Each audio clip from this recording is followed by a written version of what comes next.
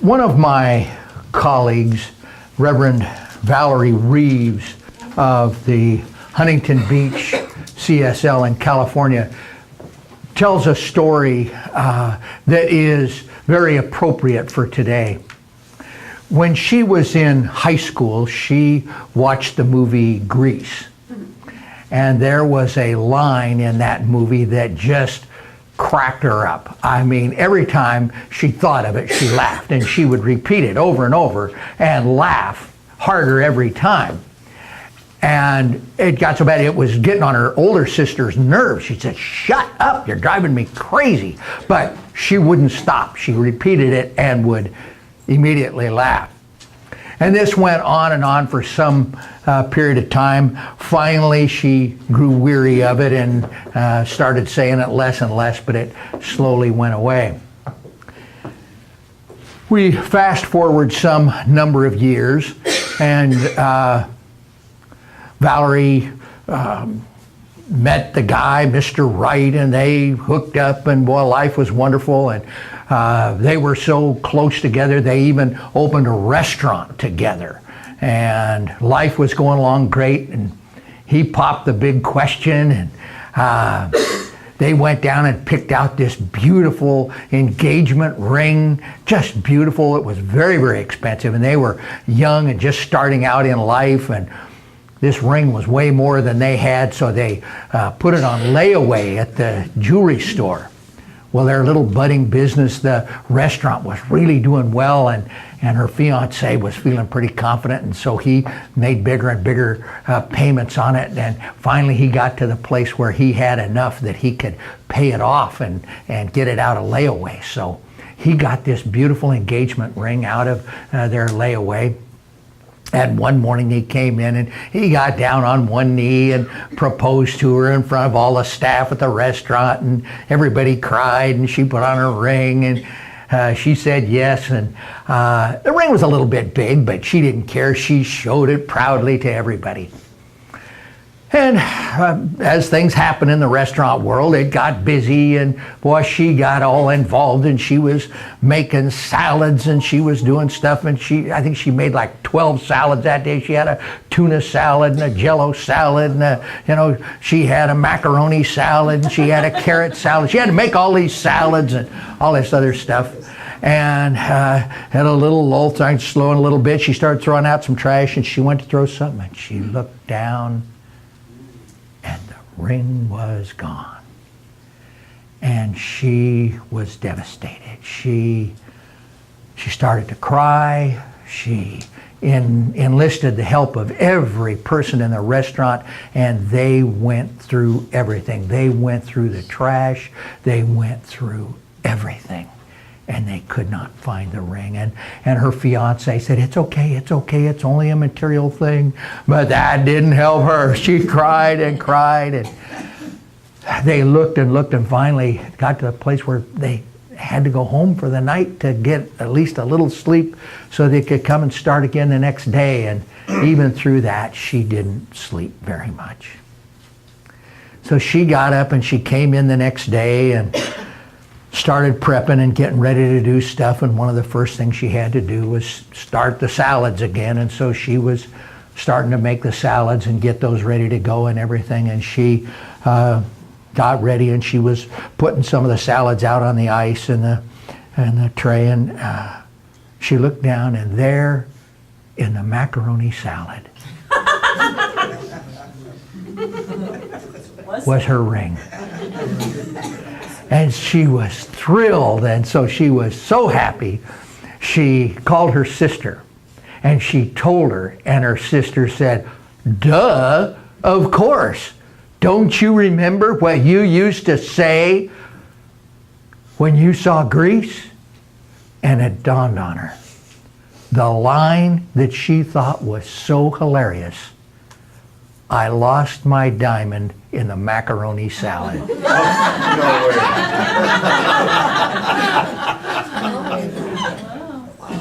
So the point of my little story today is that our words are like a boomerang. We can throw them out and they come right back to us. So the title of my talk today is The Boomerang. And my three major points today are: 1, thoughts become things. Number 2, treat and move your feet. And number 3, this is not some kind of woo-woo science. First of all, thoughts become things. One of the basic tenets of our belief system, one of the basic things that we believe in, is that our thoughts are creative. We use the seed, soil, plant analogy in our teaching symbol. And we have a circle which represents the infinity of God. It has no beginning and no end. We have a top part which represents spirit, a middle part which is soul, and a bottom part which is the body. And we often use the analogy of seed, soil, plant.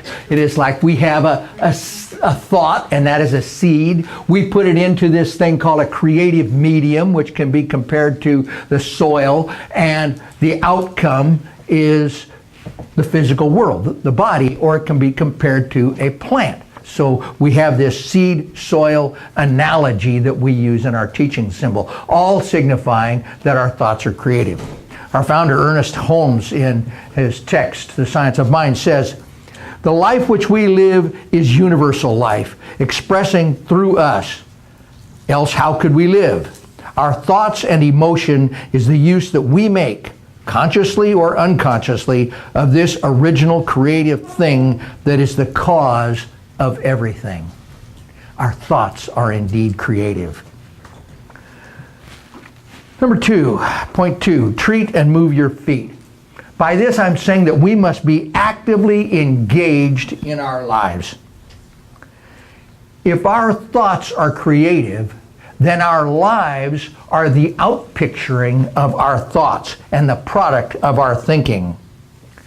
We must tend our garden. If we use this analogy, we need to go through our garden and take out the weeds. We need to remove those thoughts which are producing things that are not the effects that we want in our life. So we need to stay on top of it. We have to be actively engaged in life, and we need to be removing the weeds out of our life. Practice, practice, practice. We have to constantly stay in that, because it is so easy to fall back into negative thinking and saying negative things, things that don't really fulfill us. We must tend our garden. Once again, Ernest Holmes. We are thinking, willing, knowing, conscious centers of life. We are surrounded by, immersed in, and there is a flowing through us, a creative something. Call it what you will. The sum total of all of our thoughts, will, purpose, and belief create a tendency in this law that causes it to react to us according to the sum total of that belief. Repeat part of that again. The sum total of all of our thought, will, purpose, and belief creates a tendency in this law that causes it to react to us according to the sum total of that belief. So if we are experiencing things that we don't like, we can change that by changing how we think.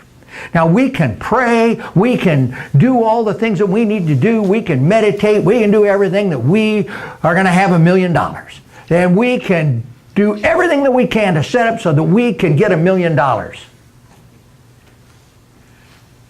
But if that $1 million doesn't show up, maybe we ought to consider that we have another belief, that we have another thought that's going through. Maybe, just maybe, we might feel we're really not worthy of $1 million. But we are worthy of anything that we desire. We are those beloved, blessed children of God. And it is our absolute right.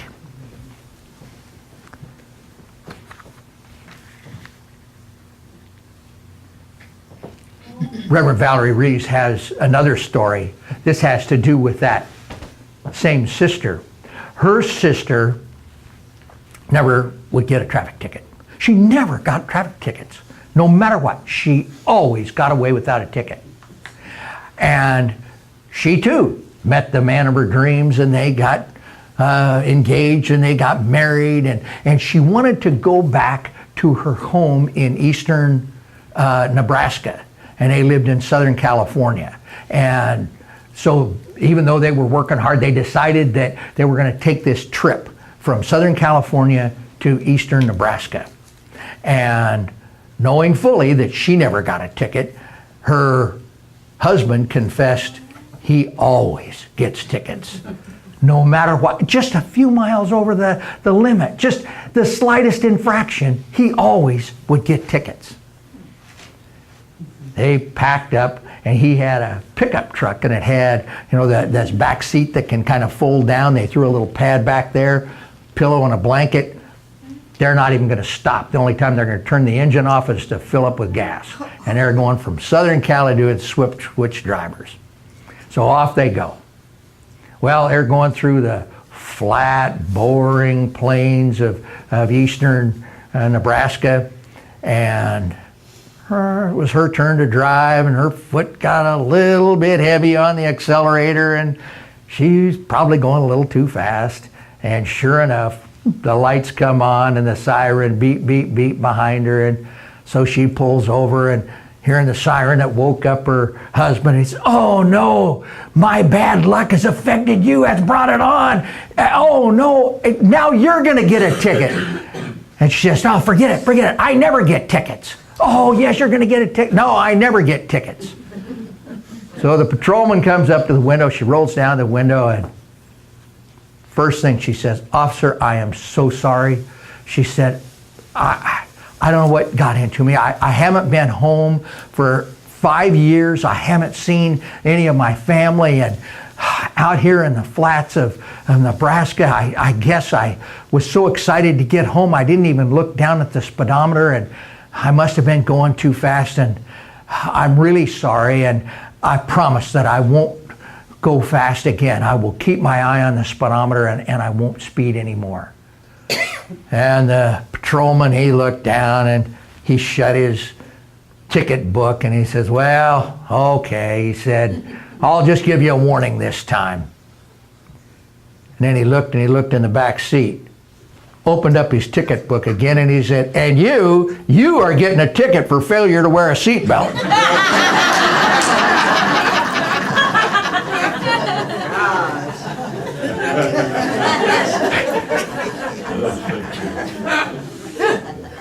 What we put out comes for it. If we really believe that we're always going to get that ticket, sometimes we do.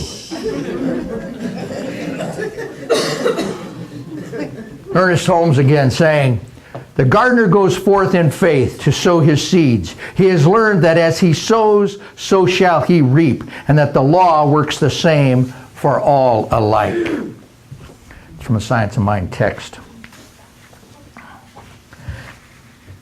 Life is like a spiritual boot camp. We need to continually be building our muscles. We need to continually be going back and weeding that garden and making sense of what is happening in our lives. Our third point, this is not a woo-woo science. In our magazine, Christina talked about it earlier, there is a column. It is Mark Waldman and Andrew Newberg. They're both doctors. Newberg's a medical doctor. Mark Waldman's a PhD. And they write a column on science and spirituality. And I decided to, rather than search through all those to find the perfect quote, I would just grab the first ones that came, and it was awesome. This first one came from February of 2013. Neuroimaging studies show that if we anticipate pain or recall a past pain, the fear circuit lights up. The moment we doubt ourselves, tons of stress neurochemicals are released. They shut down our pleasure circuits and damage the ability to make wise decisions. One negative thought puts the brakes on the motivation circuit as the brain tells us to run away, and a vicious cycle begins. This isn't woo-woo science. We've looked at the brain and we can see what the chemicals that are created and what they do and how we operate. And when we come at life from that attitude that I always get tickets, we create an atmosphere to get tickets. When we focus on that which we don't want, we're actually creating more of that. It's not some thing in a far-off metaphysical book. We have real science to back it up. In this month's magazine, Waldman and Newberg say, but our thoughts shape our inner reality, our feelings, our motivation, our morality, and the way we choose to interact with others. Then along came positive psychology, demonstrating that positive thoughts not only make you happier, they make the people around you happier as well.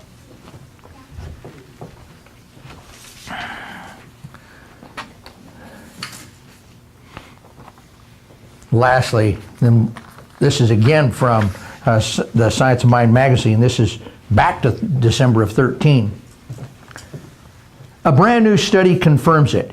You can train your brain to be compassionate in less than 7 hours by practicing a loving kindness meditation for a half hour each day. In 2 weeks, you will have made substantial neurological changes. We actually change the physiology of our brain when we can do this. So my takeaway for today, what I want you to really remember from today, is that our thoughts are just like that boomerang. They return to us. We're constantly creating our own reality with our thoughts, and we can change our thinking.